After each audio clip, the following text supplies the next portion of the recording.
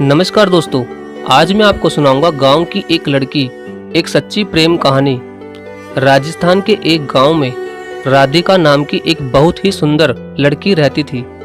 वह एक गरीब परिवार से थी।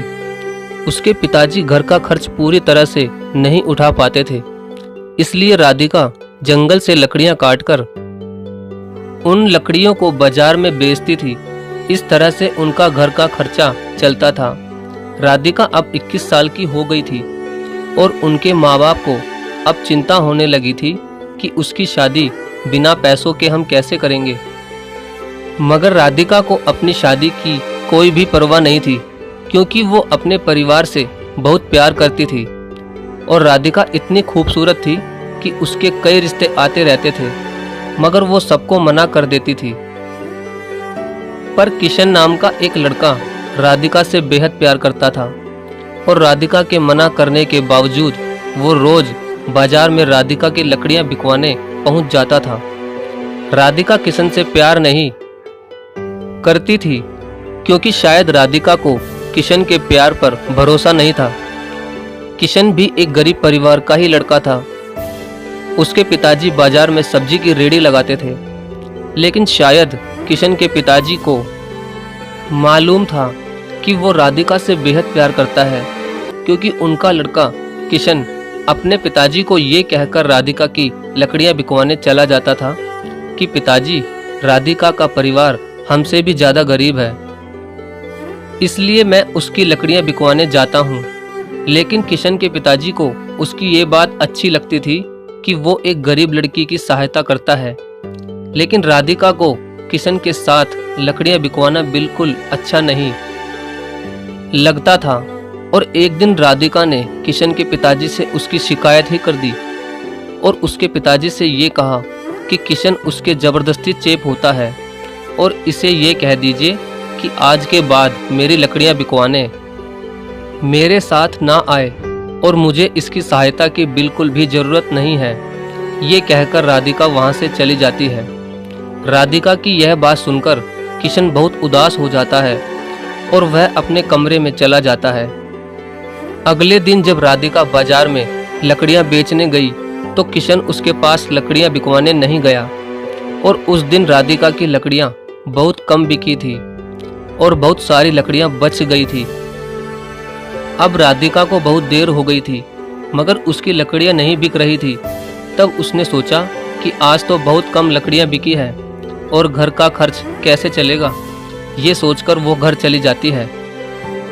राधिका जब घर पहुंचती है तो वो क्या देखती है कि उसके पिताजी की तबीयत बहुत ज़्यादा खराब थी और उसकी माँ रो रही थी और रोते रोते कह रही थी कि बेटी, तुम्हारे पिताजी को जल्दी अस्पताल ले चलो।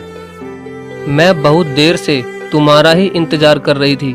जल्दी किसी तांगे वाले को बुलाकर लाओ ताकि तुम्हारे पिताजी को जल्दी अस्पताल लेकर चलें। लेकिन अब बहुत रात हो गई थी और रात में एक भी तांगे वाला नहीं खड़ा था। राधिका अब बहुत परेशान हो गई, मगर उसे कोई भी रास्ता नहीं दिख रहा था।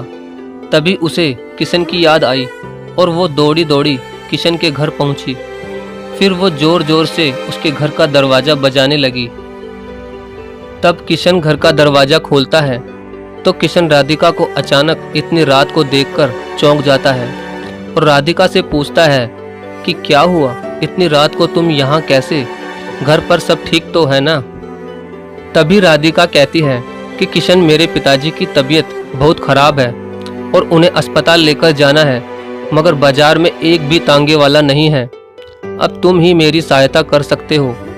तभी किशन चुपचाप अपने पिताजी की सब्जी की रेहड़ी निकाल लेता है और रेहड़ी के साथ अपने एक दोस्त को भी राधिका के पिताजी की सहायता के लिए बुला लेता है और जल्दी से राधिका के पिताजी को किशन और उसका दोस्त रेहड़ी पर लेटाकर जल्दी से अस्पताल ले जाते हैं और अस्पताल ले जाकर जल्दी से उनका इलाज करवाते हैं।